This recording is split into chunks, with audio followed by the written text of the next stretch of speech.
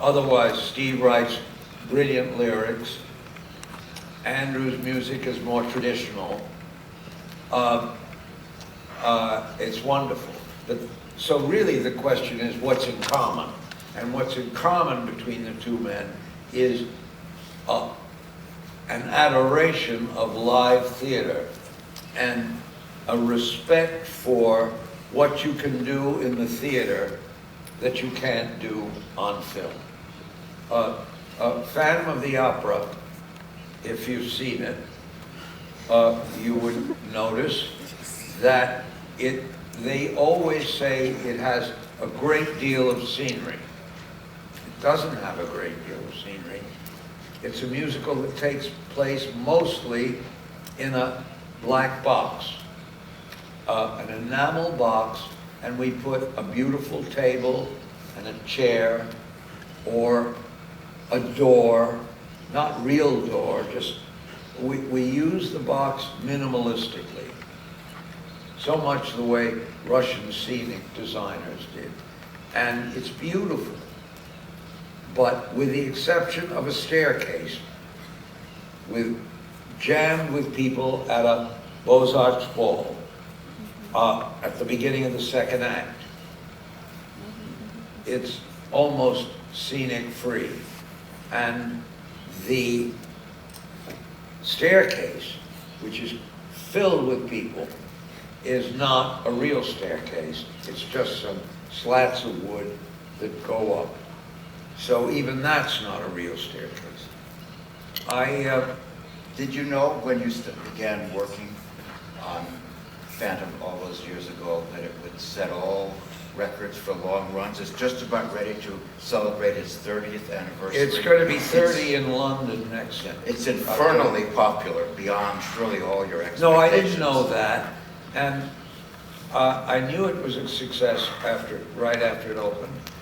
And I knew we were telling a really good story. But it did not cost me emotionally what a lot of shows have.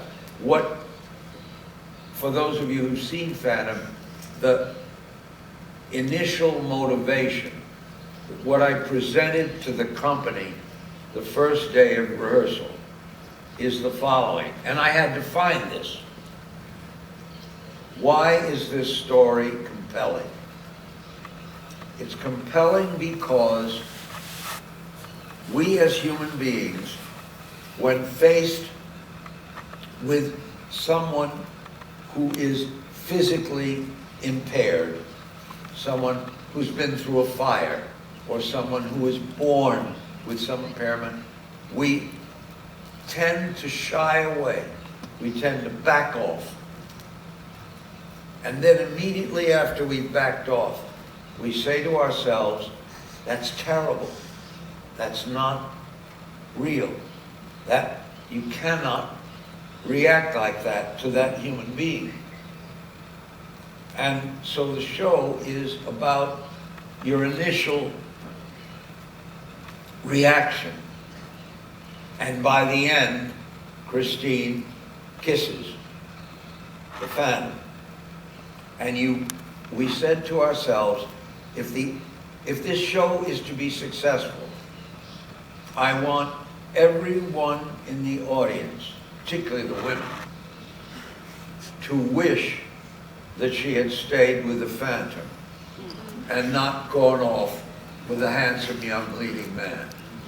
But if we had actually done that, they would not have believed the show, because that's not what she would have done. So that was what I said to the cast the first day of rehearsal. And that's what I remind them when I go to a production of it.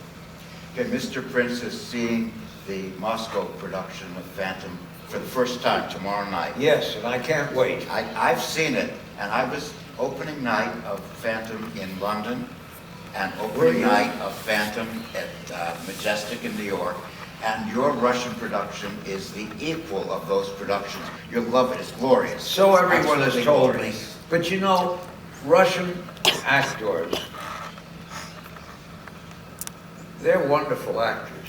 They have a long tradition. And the theater, as I said, I worship the theater here. So the actors work in the theater here, and they have wonderful voices.